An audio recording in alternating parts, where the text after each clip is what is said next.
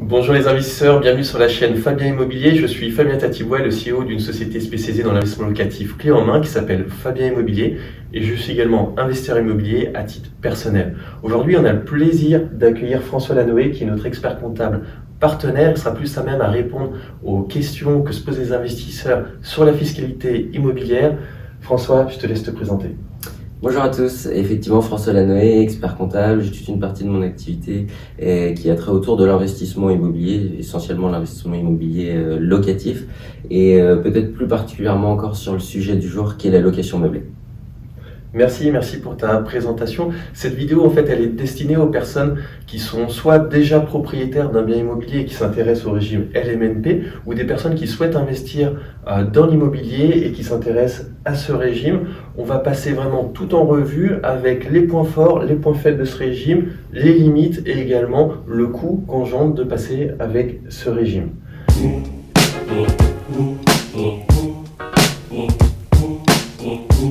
On va commencer par la première question, enfin peut-être quelque chose de simple, c'est tout bêtement quelle est la définition du LMNP? Alors effectivement, LMNP, location meublée non professionnelle, qu'est-ce que c'est? Dans la location de façon générale, soit on loue un bien en location nue, soit on loue en location meublée. Donc pour faire du LMNP, c'est forcément sur de la location meublée à usage d'habitation. Donc pas de location nue, pas de location professionnelle. Très bien. Ça, c'est la première chose. On a une liste bien précise qui nous est fournie d'éléments obligatoires pour pouvoir prétendre à faire de la location meublée non professionnelle. C'est pas très compliqué. Si on veut, on peut en mettre davantage. Par exemple, on peut mettre de la Wi-Fi dans un bien qui est donné en location meublée avec le régime fiscal de la location meublée non professionnelle, mais c'est pas une obligation. La télé, c'est pareil. Par contre, faut des couverts, faut des casseroles, faut des volets dans les fenêtres. Il faut que ce soit vraiment de la location meublée. Il faut qu'en fait la personne, quand elle arrive dans son logement, elle puisse vivre sans être obligée d'acheter quelque chose pour soit entretenir son logement, soit pouvoir se faire à manger ou pour pouvoir dormir. C'est bien ça? C'est exactement ça. Ok, très bien. Donc, ce que je tiens quand même à préciser, je le dis très régulièrement, mais assurez-vous qu'il y a une vraie demande locative sur le marché immobilier sur lequel vous vous intéressez pour le meubler. Effectivement, on va y venir, mais l'avantage de la location meublée, c'est essentiellement un avantage fiscal qu'on va vous présenter. Après, faire de la location meublée dans une maison en zone rurale, ça a peu de sens. On sait bien que la location meublée, c'est essentiellement sur des petites surfaces, essentiellement en zone urbaine. Tout à fait. Est-ce que tu peux nous citer un petit peu les avantages et les inconvénients du régime? Alors, le gros avantage, c'est un avantage fiscal. C'est-à-dire que sur les revenus qu'on va déclarer aux impôts, on va bénéficier d'une mécanique fiscale qui fait qu'on va pas avoir ou avoir une fiscalité très légère. Donc ça, le gros avantage de la location meublée, c'est celui-ci. Au rang des inconvénients, a priori, j'en vois pas tant que ça. Peut-être ce qu'on pourrait dire, c'est que malgré tout, on a un bail qui est différent d'un bail de location nue. On n'a pas la même durée de bail. On est sur des baux de 1 an contre 3 ans. On n'a pas les mêmes dépôts de garantie. On a un dépôt de garantie qui est généralement 2 mois de loyer contre 1 mois de loyer en location nue. Alors, ça s'explique assez facilement. Il y a plus d'équipements dans le logement. Donc, en tant que propriétaire, on a un dépôt de garantie qui est plus élevé parce qu'il y a potentiellement plus de risques de dégradation, de casse, etc. C'est pas vraiment des inconvénients, c'est plutôt des différences. Peut-être une contrainte, la contrepartie de l'avantage fiscal, c'est que bien souvent, quand on fait de la location meublée, on est au régime réel et du coup, il y a une comptabilité à tenir.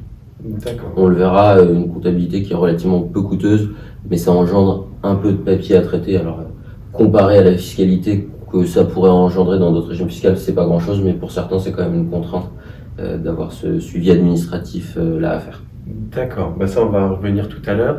Tu as parlé d'un avantage fiscal, tu peux nous aller un petit peu plus en profondeur, nous dire pourquoi c'est avantageux? Oui, bien sûr.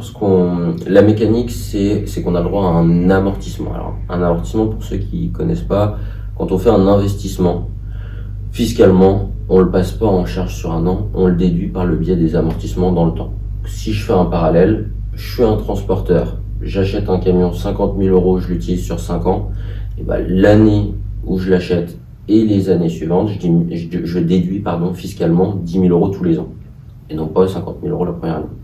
En location meublée non professionnelle, c'est la même chose, mais sur la base de la valeur investie. Alors s'il y a une mécanique où il y a une partie de terrain qui n'est pas amortissable, et puis après on a différents composants qu'on amortit sur des durées différentes, mais l'intérêt fiscal de la location meublée non professionnelle au régime réel, c'est bien l'amortissement, puisqu'on va déduire fiscalement notre investissement sur la durée de détention. Et ça, indépendamment du mode de financement, pas confondre l'amortissement comptable, l'amortissement fiscal, qui est une chose, et l'amortissement d'un emprunt. C'est-à-dire qu'on peut tout à fait amortir fiscalement un bien qu'on achète cash. D'accord.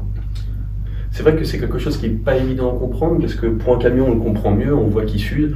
Pour un bien immobilier, bien souvent, le bien immobilier va se valoriser avec le temps, donc c'est très difficile de comprendre qu'en fait, on puisse pratiquer un amortissement.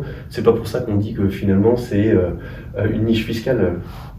Non, c'est une mécanique fiscale qui existe aujourd'hui. On aurait tort de se priver de l'exploiter. Et vraiment, le principal avantage, c'est celui-ci. Alors après, il y a plusieurs régimes fiscaux dans la location meublée non professionnelle. Il y a le régime micro et le régime réel. L'amortissement s'applique dans le régime réel. Ce qui est bien, c'est de voir en amont quel est le régime fiscal le plus intéressant entre du micro d'un côté, du réel de l'autre. Bien souvent, c'est plutôt le régime réel qui est intéressant, je dirais, sauf dans deux cas. Quand on est un meublé de tourisme classé, où on a un abattement à 71%, et souvent on est sur des belles rentabilités. Donc ça peut être parfois plus intéressant d'être en régime micro, mais dans la plupart des cas, sur des investissements, prix d'investissement standard et loyer standard, on a un intérêt fiscal à être au réel. Dans tous les cas, il faut se faire accompagner, il faut poser les chiffres et savoir quel est le régime le plus adapté. D'accord, très bien. Pour être pragmatique, ce que je vois, c'est que si vous achetez vraiment une petite studette, vous avez très très peu de revenus. Quand ensemble on fait les calculs, c'est vrai que le régime réel n'est pas toujours le plus approprié, mais à partir du moment où vous commencez à investir dans une grande ville, même si c'est un studio, là en général, on fait les calculs, malgré les coûts qu'engendre cette comptabilité en fait, et ce bilan qu'il faut faire chaque année, c'est quand même souvent plus avantageux. Alors le coût de la comptabilité, il rentre pas tellement en ligne de compte parce qu'il est négligeable par rapport au montant des amortissements. Si c'est le coût de la comptabilité qui est un frein, généralement c'est que l'investissement n'était pas très judicieux. Donc on n'a généralement pas de sujet là-dessus. C'est vraiment de se dire entre mon prix d'investissement ou la valorisation de mon bien, les loyers perçus, quelle fiscalité je vais avoir, et en fonction de ça on arbitre sur les régimes fiscaux. Ok. Tu peux nous donner quelques chiffres là, puisqu'on est au moment de combien ça coûte. Je pense qu'autant le balayer tout de suite. Sans souci. Alors quand on est en location meublée non professionnelle, dans la plupart des cas, on peut bénéficier d'une réduction d'impôt pour frais de comptabilité, ce qui fait que sur le coût affiché de la comptabilité, vous n'allez en payer que un tiers. Donc globalement, le reste à charge pour vous, c'est 300-400 € par an. Ça peut varier selon les cas, mais en ordre de grandeur, on est à peu près là-dessus. Donc effectivement, ramener soit une taxe foncière, soit une charge de copropriété, c'est pas grand-chose, et surtout, c'est à mettre en relation avec l'économie d'impôt qui est faite. C'est-à-dire que quand on fait les calculs, on se dit ma fiscalité, ça peut être soit ça, soit ça. Si je choisis une option où il y a de la comptabilité, quel est le coût de la comptabilité? Il ne faudrait pas que la comptabilité coûte plus cher que la fiscalité. Oui, ça c'est quelque chose d'extrêmement important. Tu parles du coup de cet avantage fiscal.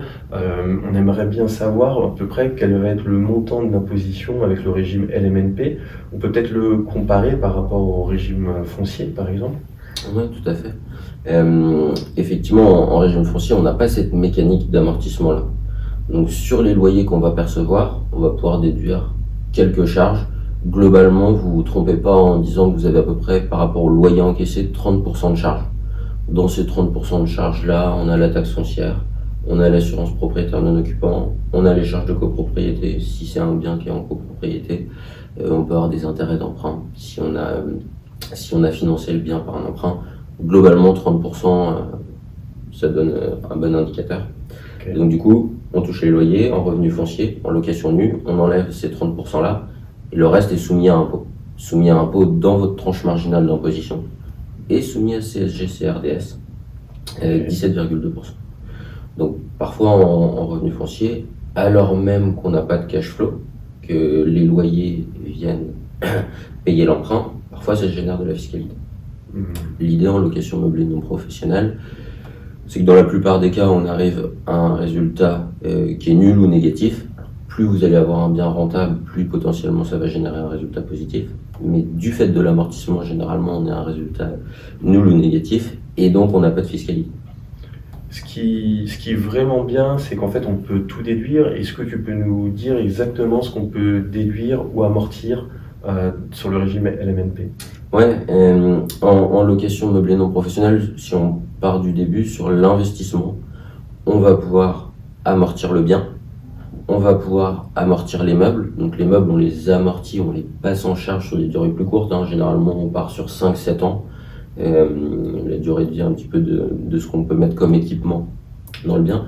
Et on va également gérer les frais d'agence, les frais de notaire. Alors selon les cas, on les déduit la première année ou on les amortit. On fait les calculs sur ce qui est le plus intéressant dans le temps. Donc ça, sur la partie investissement, tout ça c'est traité. Après, on déduit tous les frais que j'ai évoqués, taxes foncières, charges de copro, assurance propriétaire non occupant, frais de comptabilité s'il y a des frais de comptabilité. Et tout ce qui va être entretien, renouvellement du mobilier, c'est également déductible. Globalement, toutes les dépenses qui vont être faites pour l'investissement, ça va être fiscalement déductible. Ok, très bien. On peut peut-être parler, parce qu'on a beaucoup de questions, il y a des gens qui sont déjà propriétaires d'un bien immobilier et qui souhaitent le passer en LMNP, donc ils avaient avant des revenus fonciers, mais on a également des personnes qui achètent des logements sur lesquels il y a un locataire en place avec des revenus qui sont fonciers, et puis ils prévoient qu'en fait au départ du locataire, il passe sur le statut LMNP. Du coup, là on a parlé des amortissements, des frais de notaire, des frais d'agence, qu'on pouvait soit passer en charge, soit passer en amortissement. Mais là, du coup, comment on fait dans cette situation? Alors effectivement, dans bien des cas, on peut être propriétaire d'un bien ou le devenir prochainement. On peut être propriétaire d'un bien, soit qu'on utilisait comme résidence principale, soit qui était donné en location, soit qu'on avait par héritage, bref, pas un bien qu'on achète directement. Et à ce moment-là, on peut tout à fait le passer en location meublée. L'intérêt, c'est qu'on va l'amortir sur sa valeur à aujourd'hui, non pas sur un prix d'acquisition historique. Donc, quand on voit l'évolution du prix du marché, qu'on amortit un bien sur les valeurs à aujourd'hui alors qu'on l'a acheté il y a 10 ans, c'est pas négligeable du tout. Et on peut donc tout à fait passer de revenus fonciers à de la location meublée. Faut changer le bail qui est en place. Ça peut être le cas quand on achète un bien, il y a un bail de location nu en place. Nous, ça nous intéresse pas trop, donc là, il faut forcément avoir l'accord du locataire pour signer un bail meublé. Ça s'explique assez bien en disant que c'est pour des raisons fiscales. Et à ce moment-là, à partir du moment où on remplit bien toutes les conditions, on bascule en location meublée. D'accord, très bien. Maintenant, si une personne, par exemple, elle a des revenus fonciers, donc du non meublé, et puis elle achète un bien immobilier, elle souhaite faire du LMNP, est-ce que c'est possible de bénéficier de ces deux régimes? On peut tout à fait avoir à la fois des revenus fonciers issus de location nue et à la fois de la location meublée non professionnelle sur des loyers issus de location meublée. On n'a pas du tout d'incompatibilité là-dessus. La seule incompatibilité qu'on a, c'est qu'on ne peut pas faire et du régime réel et du régime micro. Je peux pas avoir un bien en location courte durée classé au régime micro et un bien en colocation au régime réel. Ça marche pas. D'accord. Quand je suis en LMNP, je suis soit tout au réel, soit tout au micro. C'est d'ailleurs pareil pour les revenus fonciers, soit je suis au micro, soit je suis au réel. Par contre, rien n'empêche d'avoir des sources de revenus issues de revenus fonciers et de location meublée. On peut peut-être donner un exemple. On peut avoir une stratégie de déficit foncier sur des revenus fonciers et de la location meublée à côté. D'accord, très bien, mais c'est très clair. Quelles sont les limites du LMNP? Alors, limite en tant que telle, j'en vois pas sur. Alors peut-être ce qu'on disait tout à l'heure, un peu d'administratif à faire, peut-être un peu plus d'administratif que sur du revenu foncier, mais ça reste très léger parce que dans la plupart des cas, c'est pas vous qui faites la déclaration, mais c'est un cabinet d'expertise comptable qui le fait pour vous. Donc il y a quelques éléments à transmettre, mais ça va pas chercher bien. Peut-être une précision sur la location meublée. On a la possibilité aujourd'hui d'utiliser le régime fiscal de la location meublée non professionnelle au travers d'une société.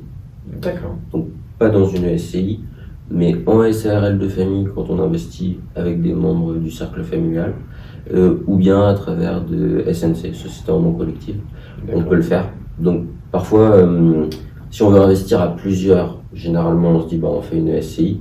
Mais SCI, on ne peut pas faire de location meublée non professionnelle. Du moins, on ne peut pas utiliser le régime fiscal de la location meublée non professionnelle. Donc, si on ne veut pas être en indivision sur un bien, on a parfois tout intérêt à aller travailler sur une structure de société qui permet de le faire. D'accord, très bien. On peut le faire en société. Très bien, ça c'est très intéressant. Est-ce qu'il y a des plafonds? Alors effectivement, on parle de location meublée non professionnelle, mais on a un autre régime fiscal qui est la location meublée professionnelle. Ces deux régimes fiscaux ont des règles différentes.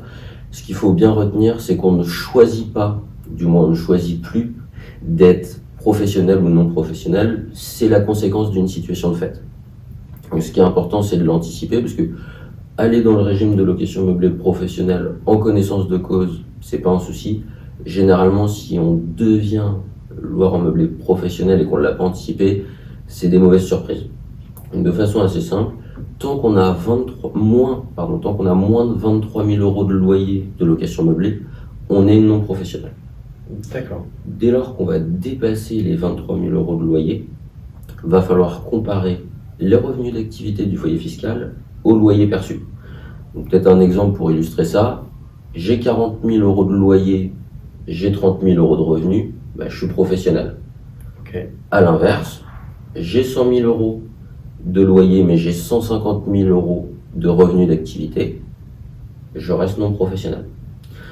Donc là, quand on fait les arbitrages au moment des investissements, on aime bien pas trop monter en loyer parce qu'on connaît les revenus d'activité qu'on peut avoir aujourd'hui. Alors, revenus d'activité, globalement, c'est les salaires du foyer fiscal, monsieur, madame, sur les salaires. On peut avoir des accidents de la vie, un nouveau projet professionnel qui fait qu'on diminue nos revenus d'activité. Et du coup, on peut basculer de fait en location meublée professionnelle. Donc, généralement, on s'attache à faire quelques investissements en location meublée non professionnelle et après, on va travailler d'autres régimes fiscaux de la même manière qu'on diversifie les investissements en termes de situation géographique, de type de bien. On diversifie aussi les régimes fiscaux qu'on utilise pour ces investissements. D'accord. Donc en fait, on est forcément en LMNP si on perçoit moins de 23 000 euros de loyer, enfin de choses qui sont encaissées, c'est ça? La spécificité, c'est pas seulement les loyers, mais c'est également les charges. C'est vraiment tout ce que le locataire a viré sur votre compte bancaire. C'est exactement ça. D'ailleurs, là, on parle de compte bancaire. Est-ce qu'on est obligé d'avoir un compte bancaire dédié? Alors, on n'a pas d'obligation quand on est LMNP d'avoir un compte bancaire dédié. Moi, c'est vrai que je le recommande pour une raison qui est simple, c'est de connaître la rentabilité sonnante et trébuchante du bien. Parce qu'on peut dire, j'ai investi tant, j'ai tant de loyer, ma rentabilité brute, c'est 6%. Par contre, ce qui est quand même intéressant, c'est de savoir, une fois que j'ai payé ma taxe foncière, mes charges de copro, est-ce qu'il faut que je remette au pot ou est-ce que au contraire, ça me paye mes vacances? Et donc, du coup, en ayant un compte bancaire dédié, les locataires payent leur loyer dessus, on paye l'emprunt, on paye tout dessus, et on voit bien s'il faut qu'on en rajoute ou si au contraire, on peut se servir. Donc, moi, c'est plutôt sur cet aspect-là que je trouve intéressant d'avoir un compte bancaire dédié. Mais c'est pas une obligation. D'accord, très bien. Alors, on a également des personnes qui vivent à l'étranger. Est-ce qu'ils peuvent bénéficier du régime LMNP? Alors effectivement, la fiscalité immobilière, elle est dans la plupart des cas liée à la situation géographique du bien. Donc si on est expatrié, on peut tout à fait faire de la location meublée en France. Là où il faudra être vigilant, c'est sur le seuil pro et non pro, parce que on n'a plus de revenus fiscaux français quand on est expatrié. Donc du coup, il faut vraiment se limiter à 23 000 euros. D'accord. On peut faire le reste en SCI, dans d'autres types de structures, c'est pas un souci. Il faut bien se limiter à ça, mais il n'y a pas de difficulté à faire de la location meublée non professionnelle quand on est expatrié. C'est vrai que ça peut aller vite. Par exemple, nous, sur des projets d'immeubles ou de colocation, on peut facilement dépasser les 23 000 euros et on a des clients qui gagnent très bien leur vie, mais à l'étranger. Et effectivement, on est obligé de limiter soit le nombre de chambres, soit aller sur un autre type d'investissement pour ne pas dépasser ce seuil de 23 000. Et effectivement, c'est bien comparé aux revenus d'activité, donc c'est les revenus qui sont déclarés sur la fiche d'impôt, mais fiche d'impôt française. Ok. On peut peut-être maintenant parler un petit peu d'impôt sur les plus-values, parce que là, on a vu un petit peu l'intérêt fiscal sur la détention, mais au moment où on revend le bien immobilier, qu'est-ce qui se passe? Alors effectivement, quand on revend le bien, on est soumis à la fiscalité qui s'appelle la plus-value immobilière des particuliers. C'est le même régime de plus-value qu'un bien qu'on détient soi-même, alors je mets de côté la résidence principale, mais qu'on louerait par exemple en revenu foncier. C'est exactement le même régime, D'accord. même mode de calcul, on prend le prix de vente, on enlève le prix d'achat, ça nous donne le montant de la plus-value. Et cette plus-value-là, elle va être fiscalisée sur deux plans, impôt sur le revenu 19% et CSG-CRDS 17,2%. Sachant que dans le régime, on a un abattement pour durée de détention, ce qui veut dire que plus on garde le bien longtemps, moins on paye d'impôts.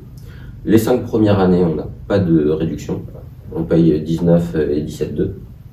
Et plus on va aller dans le temps, moins on va avoir de fiscalité, et au bout de 30 ans, on est exonéré de plus-value. Donc là, ça veut quand même dire que sur un prix d'acquisition qu'on a amorti, on le redéduit à la sortie. Donc ça, c'est vraiment la grosse force de la location meublée non professionnelle, c'est qu'à la fois, on a une fiscalité légère pendant la durée de détention, mais sur un bien qu'on conserve dans le temps, on a aussi une fiscalité légère à la sortie. Ok. Quand on investit dans l'immobilier, on investit pour les prochaines années, souvent avec des horizons de 3, 5, 7, 15 ou 20 ans. Est-ce que tu peux nous dire qu'est-ce que tu penses qu'est-ce que va devenir le régime LNP dans les années qui arrivent? Parce que beaucoup d'investisseurs ont peur, parce qu'il y a des vents, des rumeurs sur des changements sur ce régime-là. Qu'est-ce que tu penses pour des gens là qui choisiraient aujourd'hui ce régime? Qu'est-ce qui va se passer dans les années à venir? C'est dommage, je suis pas venu avec ma boule de cristal, sinon j'aurais dit quelque chose. Non, alors là-dessus, qu'est-ce qu'on peut dire? Par le passé, et même le passé assez récent, on a des évolutions sur le régime de location meublée, professionnelle, non professionnelle, il y a des évolutions. Aujourd'hui, potentiellement, si le régime est réformé, ça fait des recettes importantes pour l'État, donc on pourrait anticiper une réforme de ça. Après, c'est un régime qui est relativement peu connu, ce serait pas une réforme automatiquement très populaire. Les élections sont passées, mais c'est pas forcément quelque chose qui sert à un intérêt politique particulier. Dire est-ce que ça va bouger, oui, non, moi j'en sais rien, je sais ce qui existe aujourd'hui. Et on entend des rumeurs comme quoi à l'Assemblée, tout le monde a un LMNP, donc ils n'auraient pas d'intérêt à voter une loi qui les dessert et qui n'est pas populaire. Maintenant, est-ce que ça va évoluer? Oui, la fiscalité elle bouge. Donc on saura s'adapter à ce moment-là, on a su s'adapter au moment des évolutions, location meublée professionnelle, non professionnelle. S'il faut apporter les biens à d'autres types de structures, changer, etc., on fera avec comme d'habitude, on n'est pas très inquiet là-dessus. On arrive à la fin de cette vidéo. François, est-ce que tu as un dernier conseil à donner? Ouais, alors moi le conseil que j'aime bien donner, c'est anticiper votre fiscalité. Souvent on regarde combien j'achète mon bien, combien je vais pouvoir le louer, etc. S'il n'y a pas un focus qui est fait, et je vous recommande avec un professionnel de dire quelle va être ma fiscalité liée à ce bien-là, parfois c'est la douche froide ou quand on fait la déclaration d'impôt, on se dit finalement j'ai 3 000 euros de fiscalité et je ne l'avais pas anticipé. Donc vraiment bien sécuriser le régime fiscal dès l'origine du projet pour choisir le bon régime fiscal. Ça peut être la location meublée non professionnelle au régime réel. Peut-être que dans votre situation c'est autre chose, mais sécurisez-le au début du projet. Merci François, merci d'être venu et pour ton retour d'expérience. Si vous avez aimé cette vidéo, abonnez-vous à notre chaîne YouTube. Vous pouvez également nous suivre sur les réseaux sociaux. On publie chaque jour du contenu qui va vous aider à mieux investir dans l'immobilier. Si vous avez une question, posez-la en commentaire. On y répondra le plus rapidement possible. Maintenant, si vous souhaitez bénéficier d'une expertise comptable ou d'un investissement locatif clé en main, prenez rendez-vous avec nous. Vous avez tous les liens utiles dans la description. À bientôt les investisseurs. À bientôt.